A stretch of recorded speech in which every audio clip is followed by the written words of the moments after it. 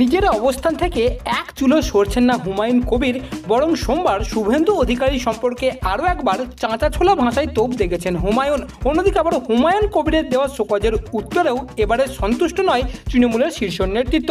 জানা গিয়েছে তৃণমূলের শৃঙ্খলা রক্ষা কমিটি মঙ্গলবার তাকে ডেকে পাঠিয়েছে।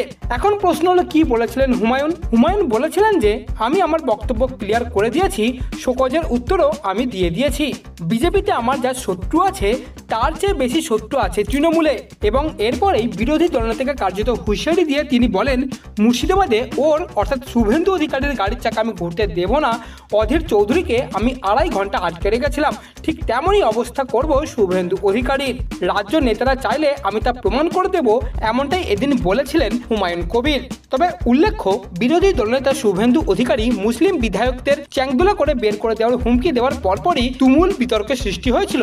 মুর্শিদাবাদের ভরতপুরে তৃণমূল বিধায়ক হুমায়ুন কবির পাল্টা শুভেন্দুকে ঠুসে দেব বলেছিলেন, জানিয়ে ব্যাপক জলঘোলা হয় তৃণমূলের অন্দরে। অন্যদিকে আবার হুমায়ুন কবিরকেও দেখে নেওয়ার হুমকি দিয়েছেন শুভেন্দু অধিকারী।